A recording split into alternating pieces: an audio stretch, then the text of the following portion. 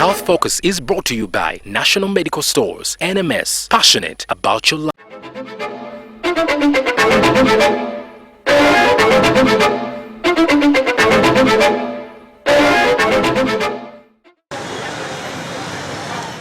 Population experts have over time advised that Uganda has to control its population trend if it's to reap from its dividends.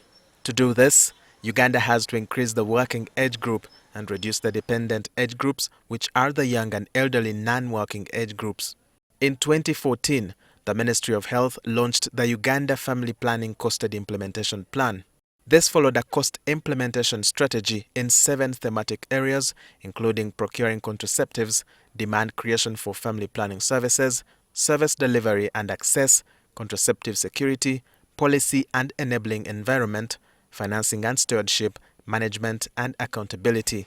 The total plan cost was a hefty $236 million between 2015 and 2020, which will increase the number of women in Uganda using modern contraception from approximately 1.7 million in 2014 to 3.7 million in 2020. It is not too terrible, but then we cannot achieve the targets that we set because probably we were ambitious, because we are moving at a rate of about between 1 and 2%, which can only get us to about 42%.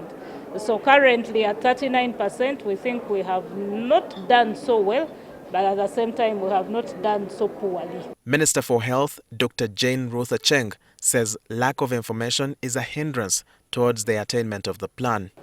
People are still confusing family planning, meaning that they should not have children. And yet a large number of the youth are not even aware of where they can get services. During the conference, a number of other issues were raised as to why there is low uptake of family planning.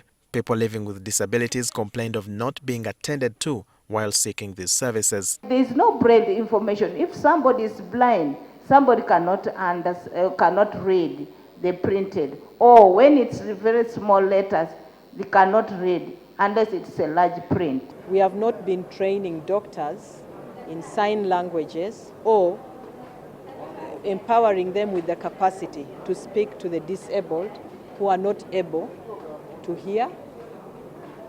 But that has since changed. There are a number of doctors who have taken interest in learning how to speak to those who are incapacitated by hearing deficit.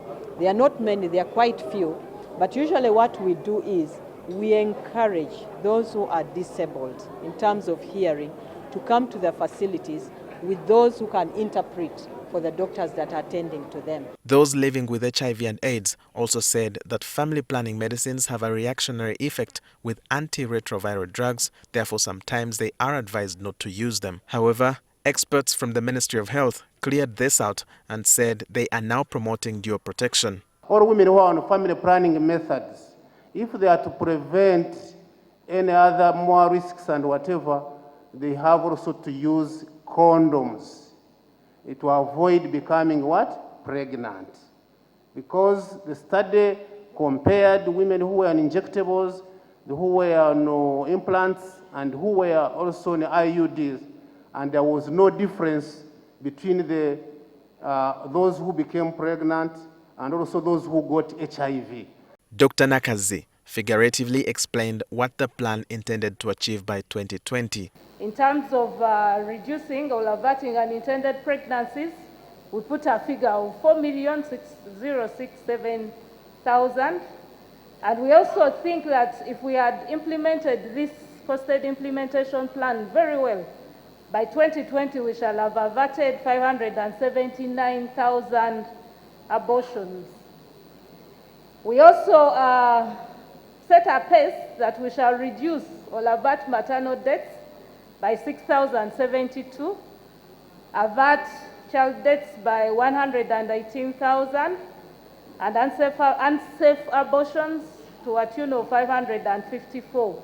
And most importantly, we shall make a very big cost of savings in terms of maternal and infant health up to a tune of 126 million US dollars. Economic transformation expert Professor Augustus Nwagaba called for more strict measures towards controlling Uganda's population trend. You have been having very small economic growth. For a country to sustain population that is coming at a level 3.0, this is not going to take Uganda any further. The two-day conference was concluded on Friday. However, what remains to be seen is what will happen next after the resources planned to achieve the set targets by 2020 did not adequately deliver to their expectations.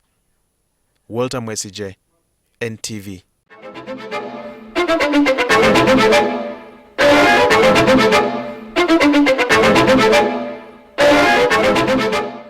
National Medical Stores, NMS, passionate about your life with support from the Ministry of Health. Procure, store and distribute essential medicine and medical supplies to all government health facilities in Uganda.